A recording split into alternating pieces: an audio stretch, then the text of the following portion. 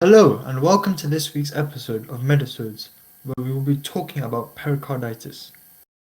First, we will be looking at the causes of pericarditis, then looking at symptoms, diagnosis, and treatment.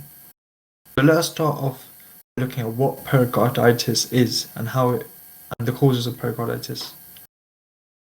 Pericarditis refers to the inflammation of the pericardium, which is a membranous sac enclosing the heart. Looking at the causes of pericarditis, the causes are not always known, and it is a complex condition that can have many causes. One of the causes of pericarditis is a viral or bacterial infection.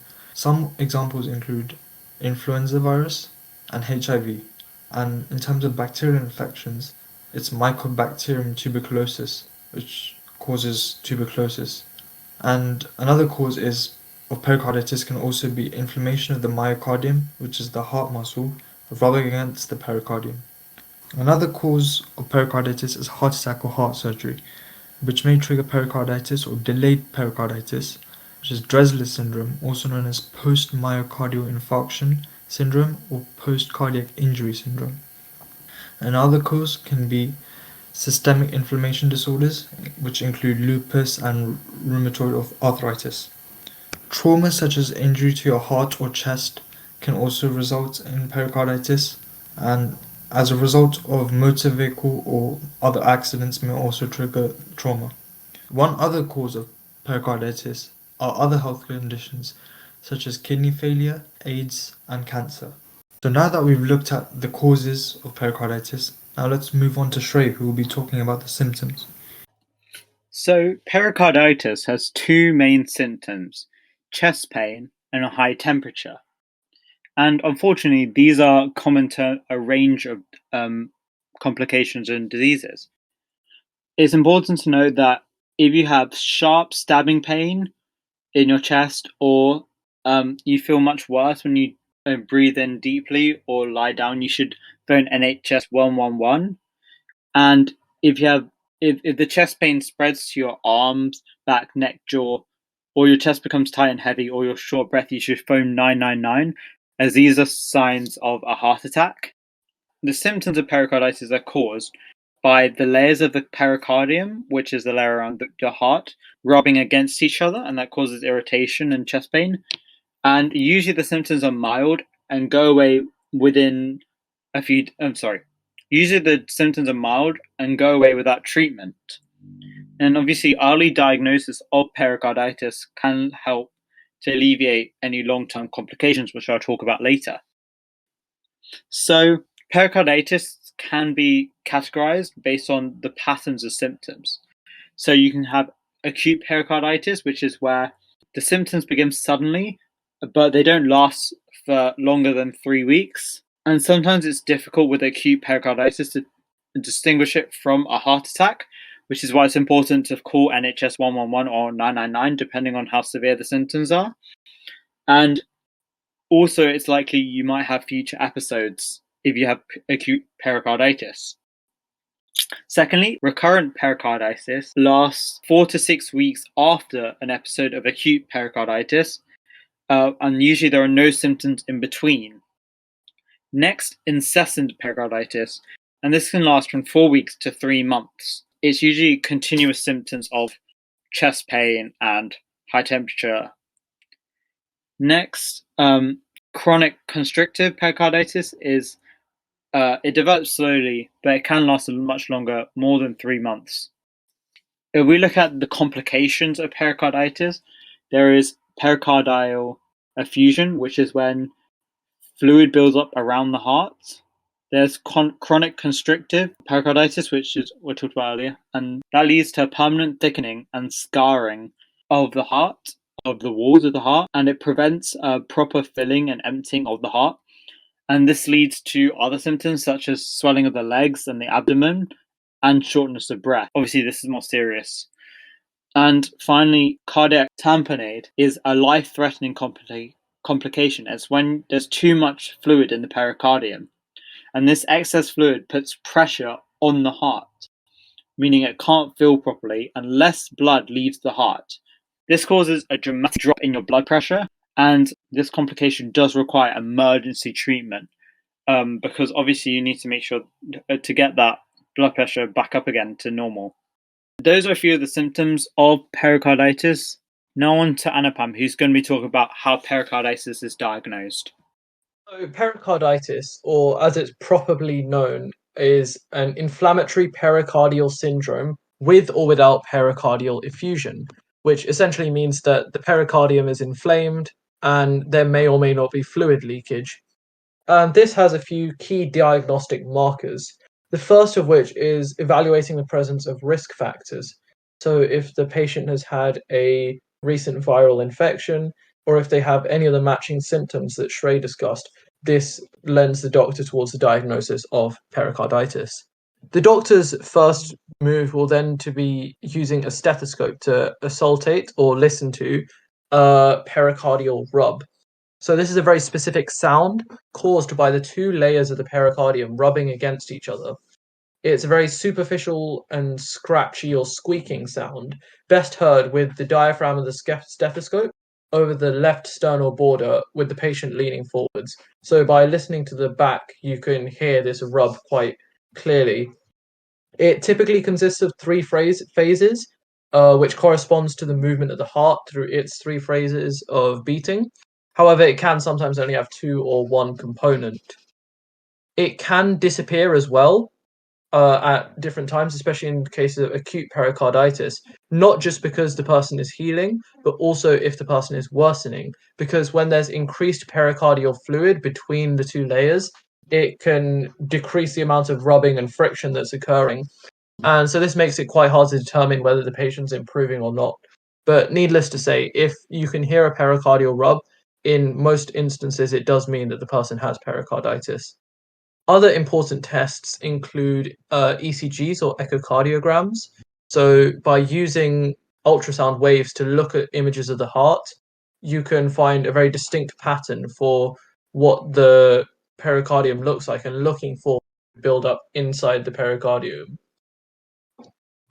So the echocardiogram looks at the shape of the heart and seeing if there's a build-up, but another ECG, an electrocardiogram, looks at the electrical signals coming from the heart.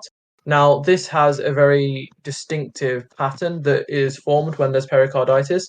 So this pattern's common in up to 60% of pericarditis cases, and it depicts diffuse concave ST segment elevation with concomitant PR depression. What that essentially means is the traces that are formed from these electrical nodes on the patient's body form a pattern that has very specific raises and lowering, and in a very specific lead. So in leads 1, 2, AVL, and V5 and V6, there is very characteristic ST elevation there. Other scans such as CT and MRI can be used as well as chest X-rays. These are for similar purposes to the ultrasound echocardiogram, which is to create an image of the heart and the pericardium layer and seeing if there's any fluid buildup or any inflammation. The CT scan in particular may also be used to rule out other causes of sudden chest pain, such as blood clots or aortic dissections. Other diagnostic signs that can be taken are medical ones, so looking at laboratory tests and markers of infection. The most common is looking at white blood cell count, but also erythrocyte sedimentation rate and the C reactive protein amount. This is used to not only confirm pericarditis, but also to monitor the duration of the disease and help regulate it as well. With routine laboratory tests, all of these can be measured, and by looking at these different factors, as well as all the other numbers that we've talked about, a doctor can make a final diagnosis. So the first investigations that would be ordered are an Ecg pericardiocentesis, which is where they take a sample of fluid from the pericardium, and then doing blood tests like I've described to figure out whether it is pericarditis. The key diagnostic factors are then the chest pain, which is obviously the common symptom, and then the pericardial rub, which is that very key sound which tells you that it is pericarditis. Pericarditis is typically quite an easy disease to diagnose, although there are many differential diagnoses as well. which can have similar symptoms such as chest pain, but are not necessarily the same disease. So these differential diagnoses include angina, aortic dissection, gastric ulcers, pneumonitis, pleuritis, tuberculosis, depression, panic disorders. So while there are a lot of different cases that can present with similar symptoms, if the key diagnostic factors across the ECG, the echocardiogram, the blood test, and the stethoscope test all match, it is pretty common to diagnose immediately pericarditis. So we've talked a lot about the symptoms, the causes, and the diagnosis of pericarditis. But what do you do when you discover that a patient does have pericarditis? And for that, I'm going to move on to Adrian. So often, medications to reduce the inflammation and swelling are prescribed. Examples of this include pain relievers. Pericarditis pain can often be treated with over-the-counter pain relievers, such as aspirin or ibuprofen, and prescription-strength pain relievers may also be used. Of course, these pain relievers, as with all cases, relieve the symptoms and do not target the causes of pericarditis. Severe cases of pericarditis may require one or more of the following: antibiotics to treat tuberculosis or other bacterial causes, steroids that are used in acute pericarditis but are not favoured because they increase the chance of recurrent pericarditis, and pericardiocentesis, which is used to treat a large pericardial effusion causing tamponade. If you have severe complications from pericarditis, you may need treatments that require hospital stays. Cardiac tamponade is treated with a procedure called pericardiocentesis, which is what I've mentioned before, in which a needle or tube, called a catheter, is inserted into the chest wall to remove excess fluid in the pericardium. Additional procedures may also be needed to extract the fluid from around the heart, which relieves pressure on the heart and allows for recovery. With constrictive pericarditis, the only cure is surgery, known as pericardectomy, which removes the pericardium, and this is only done when symptoms are severe, and is not a preferred method. As you can probably tell, the treatment options for pericarditis are relatively limited. They include pain relievers and reduced and anti-inflammatory drugs, but in many cases these severe options may not be required. Pericarditis is often mild and goes away on its own. Some cases, if not treated, can lead to chronic pericarditis and serious problems that affect your heart. It can take weeks or months to recover from pericarditis. Full recovery is most likely with rest and ongoing care, which can help you reduce your risk of getting it again. A fundamental approach to medicine is that prevention is better than care, which is why general practice is so important. Acute pericarditis, however, can't be prevented.